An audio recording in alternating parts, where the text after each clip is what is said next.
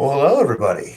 Ramble On with Buffa, reloaded from In the Buff, into Buff, in the Buff.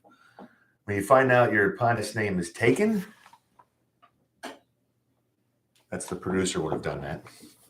You switch it up and you have a Substack newsletter that's already going to 200 people. You just rename it that. Back from the YouTube video abyss, dead, I guess. Doing this on a schedule can be a little bit kind of crazy as I'm in between jobs. So when you're kind of in that stream, you just you do a random amount of things while looking for another job. And so I thought, let's jump in here and talk about some items that would fall under my desk of items to discuss. By the way, coffee first before anything. Live from Princeton Heights, St. Louis, where never-ending construction takes place outside my house, on the streets. Let's just put it this way. If you drove by my house, on both sides of the home, you have large piles of rock, you have water main equipment, you have all kinds of construction stuff going on. When the water main on your street is as old as, Ronald Reagan's first favorite T-shirt, then it's going to be bad. So haven't been able to park outside my house. Haven't been able to park, in the morning, in the afternoon, at night. Lots of loud drilling and pipe laying and all that crap. It's a sign of St. Louis where I think the official logo of my city could be just a road closed sign or a construction sign. But outside of that natural everyday aggravation, which hopefully will be coming to a close here soon, we got some things to discuss. It's January 12th. We are already 12 days into this new year. I remember very vividly last January as I was turning 40, and it just seemed like the whole year just flew away. And, well, that's life. It can change in a heartbeat, as in, here's a good example before we get into actual topics. For the last 4 months, I was driving downtown for a different job. And now later on this morning, I am going to drive downtown to deliver barbecue. You do what you got to do. No matter what you work, you make money and you do what you have to do. The coffee is uploading. Just give me a little bit of time. It's wild doing this at home. When the first time I did radio, it was more like, in a studio at 590 or doing a guest spot on Frank Opinion show or Mark Reardon, and you're in a room with all kinds of, different people and different machines. And now I'm just in my office. So Ramble On with Buffa, episode 13. We have talked about aggravating outside the house construction that never ends in the city that will never be built. But we also have to discuss a little bit of entertainment, because when you get inside the house and you're aggravated and you get a beer and you maybe, stuff a little cannabis and relax, then you need something to watch. And I can say that the shows I'm watching at the moment are Yellowstone, Tulsa King, and White Lotus. And I'm kind of a little bit late to the HBO series.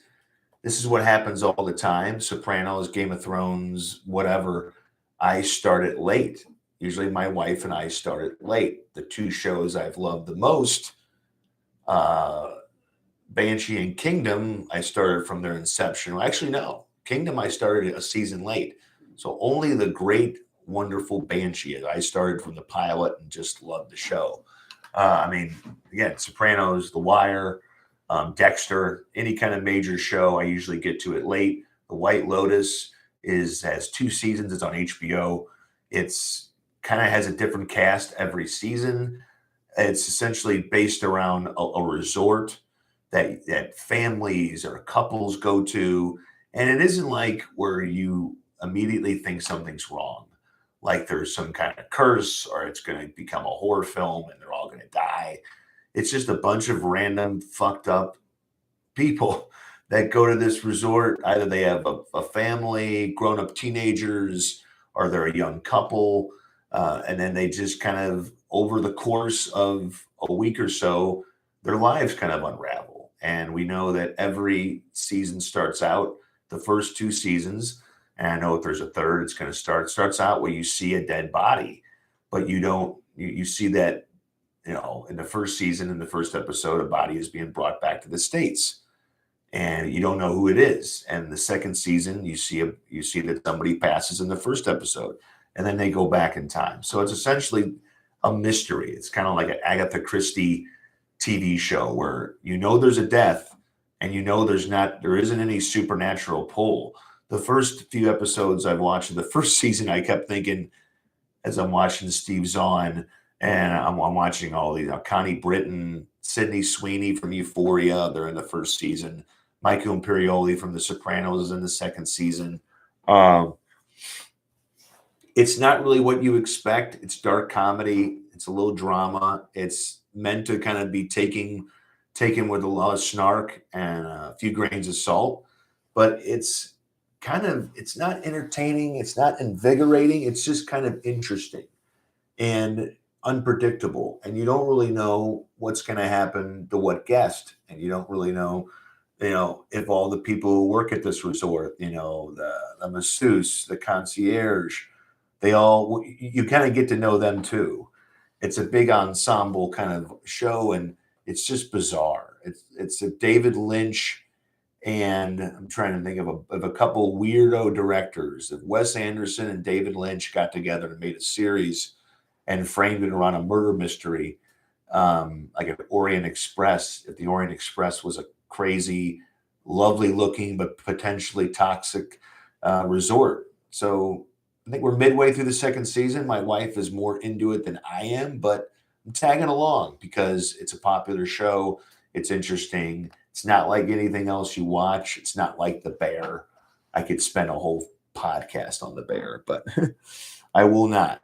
But yes, it gets my approval. If you want something a little different, you want to see some actors that maybe you don't see get these kind of roles usually, then you watch The White Lotus on HBO. Or you kick it over to Paramount Plus, the house that Taylor Sheridan built, and you watch a little Tulsa King. That is after you watch Yellowstone. And in 3 days, you'll get to watch the Jeremy Renner Taylor Sheridan show, Mayor of Kingstown. And what's currently on a break that will come back in February is 1923, which stars Harrison Ford and Helen Mirren, about the early generations of the Dutton family featured in Yellowstone. That is a Taylor Sheridan show. I have a Taylor Sheridan show coming soon to Paramount Plus, aka they should just call it Taylor Sheridan and Friends, Sheridan Taylor, whatever. But between the Stallone show, which just gets better with each episode, that wraps up its first season this coming weekend, and it's 10 episodes, which is a great length for a show like that. It's about a displaced gangster who just gets out of jail, played by Stallone, and instead of getting a job by his mafia boss to take over a part of New York or take over this, he gets sent to Tulsa. He gets sent to Oklahoma to build his own mafia empire, and he does that. And of course, complications come into play when federal agent, let's just say the law and order comes into his life. The local bikers come into his life. There's a dispensary that dispensary manager that he becomes kind of friends with. It's action, but it's also some comedy. And I think it shows just how talented Stallone is and how he's not just Rocky or Rambo, how he can add a little bit of a quirk to a guy who spends 2.5 decades in jail and gets out and wants some respect, and he gets sent out to a farm. So comes to a close on Sunday, so you can binge the 10 episodes. It's a marriage of Taylor Sheridan and Terrence Winter, who wrote on The Sopranos, kind of was a head writer and creator of Boardwalk Empire with Steve Buscemi. So lots of good lineage there. If you were talking about a cannabis strain, you would talk about the parents of that strain, like it was OG Kush and it was sour diesel, that's what you would have in the television world with Terrence Winter and Taylor Sheridan. Yellowstone is as good as ever. I mean, people, they get into the fifth season, and I think people just want to start taking shots at a show. I don't think, I don't think that it's losing any steam. I do think it's turning a corner because all the shows that he does have, he is going to start to bring one that's now getting a little bit longer in the tooth, at least for a cable, streaming service series like that. 5 to 6 seasons, you're starting to get into the Wire and the Sopranos zone of seasons. So Kevin Costner, Cole Hauser, Kelly Riley, the whole cast is just phenomenal. Wes Bentley, you just love to hate all the enemies that the John Dutton and his family, encounter in their Dakota utopia, or no, Montana utopia, as I'm firing on a bunch of different strings this morning. Call it too much caffeine. When do you stop in the morning? Your mind wants more coffee, but your body and your stomach are like, hey, asshole. It's not. But yeah, Paramount Plus, you can pretty much get that streaming service and have movies to watch, 7 different Taylor Sheridan shows to watch, and they're all a little different. And I think that for a person like me who grew up on guys like Costner and Stallone, to see them still being utilized, to have a guy like Cole Hauser go from being a Vin Diesel punching bag in Pitch Black to being a bad guy in the worst Fast and the Furious movie, and now he's got a big notable role on a very, very popular show. And for the first few episodes of the first season, I did not know that was Cole Hauser, because when you put a beard on a guy, it just changes him. Take all the hair off the head, put it on the face, add some gray, and you have adulting. All adults need great television. So White Lotus, screwed up, quirky, unpredictable. Tulsa King, you get Stallone and a role with some layers. You get action and comedy.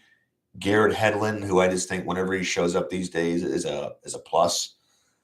And it's just, it's a good time. It plays out the way that maybe part of your scenarios for a show like that would play out, but it's still entertaining. And Yellowstone holding strong. Now, movie-wise, we are in that period of time where January is, yes, I am overcoming coffee burps. You know what those are like. They're not loud like beer. They're just like, no. As you're trying to, tell your stomach that it needs more acid. But so this is where movie fans, film critics, whatever, you start catching up with 2022. You start catching up with the last year. So the Christian Bale Netflix film, Pale Blue Eye, came out last Friday on Netflix. I'm a little bit into that. White Noise will be coming to Netflix. That was an awards film with Adam Driver from Noah Baumbach. It's kind of and Greta Gerwig. A lot of movies came out in December, so January is where you catch up with the previous year, and then you start to get some fun ones. And the fun one for me, ladies and gentlemen, is Gerard. He calls himself Jerry Butler. No, he's probably not going to win an Oscar, but you know what? Screw the Oscars. Oscars they're just big, heavy, look at me paperweights. So I don't like the idea that, Gerard Butler or Ryan Reynolds, can go, well, they're not going to win an Oscar. Who gives a shit? Oh man, they won't be able to put a big, shiny, dusty, trophy on their mantle. I'm pretty sure Butler likes making a lot of money to kick ass, because that's what he's doing in a movie this weekend called Plane. And it is the most simplest and most entertaining looking movie, because no, it doesn't have a complicated title. Why does it have to have a complicated title? Then you have people like me who want to describe it to people who goes, it's the plane in the sky that gets overtaken and crashed. Why do you want that kind of title? Plane. But you know what it is? It's a plane, baby. Gerard Butler, the guy from Luke Cage. A plane. Shit's going to happen. People are going to die. Gerard Butler is going to get very, very convenient cuts right here and right there, and a bloody nose right here. But you know what? That is old school action personified, man. So that's a January movie. Like, what's a January movie? Plane, where it's Mike Coulter playing a convict who's on a plane being flown by Gerard Butler. You know where this is going, right? You know, that plane is not going to stay in the sky. That plane is going to crash into the darkest ditch in the United States, where there's no cell service, there's no cops, or they're crooked, and it's going to come down to a battle of wills. And that's all I need to know. I don't need anything else. You don't got to like rewrite the book every time Gerard Butler wants to save the day. Because, yes, he challenges himself. Watch The Vanishing from recently with Gerard Butler. He takes challenges, but he also just likes to kick ass. And there's nothing wrong with that. You know, for all the, oh, look at me, award show. Oh, I put some prosthetic and latex on my face. Can you tell it's me? I haven't eaten in 3 months and I have a nose. Or you can just get Gerard Butler using his Scottish accent, by the way, saving the day. That's like porn. Okay. So, 3 shows to watch. Movie coming out this weekend. Plane. It's a plane, baby. No snakes. No Samuel L. Jackson. Plane. You know what the Cardinals will be needing? I don't know. I was going to try and make a plane reference, but maybe the Cardinals need Gerard Butler because they are a team that I think is fit to compete. I always get worried if the microphone's hearing me. Do you hear me now? But I want to say that they went out and they acquired the player they needed the most. They acquired a catcher, Wilson Contreras, who comes from the Cubs, who all Cardinal fans know was put into a rivalry against Yadier Molina, who now that he's a Cardinal, we know that Contreras loves Yadier Molina and he takes over for Yadi. I still think that's going to be a weird sight on a side note. I was driving around with my dad yesterday and I just thought, like, Dad, it's going to be weird when there's no Yadi behind home plate. But what's not going to be weird and what's going to be kind of comforting if you're a Cardinal fan is that the catcher is going to have some pop. I mean, let's be honest. Yadi had a few good seasons where he hit some home runs you didn't expect him to hit. He cranked some doubles, but Wilson Contreras is one of the top hitting catchers in the game. I mean, if you're a catcher and you can do the job of a catcher without winning a Gold Glove, I don't think he's going to win one of those. But if you can do that and hit 20 to 25 home runs and drive in some runs and be a middle of the lineup presence, the Cardinals' top of the lineup is almost seemingly stacked. You can go with Lars Nootbaar, Donovan, Edman, whoever you want to put at the top. And then you have Goldschmidt and Arenado. And now Contreras can almost be possibly a number 4 guy. Maybe you go with Donovan, who's scrappy, gets on, had a great on-base percentage, had a Carpenter-like on-base percentage, with a little bit of pop that came at the end, a Gold Glover, and he can play all over the field. He'd be a good leadoff guy. And then you could put Goldschmidt in the second spot. Because Goldschmidt, he'll walk, he might smack a home run, he might hit a double. He's hard to get out. And then you put Arenado in the third spot. Because you have a guy who right now is probably taking swings. Arenado took like 3 hours off after the Cardinals were eliminated by the Phillies, and he's probably in the cage. Down where he stays in the offseason, he bought a warehouse and converted it into his own Arenado training facility. He's like, I can put one in my basement, or I can just buy that Walmart lot. And then you have Contreras in the 4th spot, who maybe can knock some of those guys in. And then you kind of fill the rest of the lineup with the O'Neill and Carlson. Maybe Carlson gets to hitting enough to where he can be in the top of the order. But, he could be a great number 6 guy. So I just feel like the Cardinals could have signed, could have solidified their rotation by signing Jose Quintana. He was so good for the Cardinals in 12 starts. He had a Greg Maddux like 2.01 ERA, a 1.12 whip. Now, let me tell you what whip means. It doesn't mean he whipped the pitchers. It doesn't mean he whipped the hitter's ass. It means that he averaged per inning only 1 walk or hit or hit. It's not just walks and hits.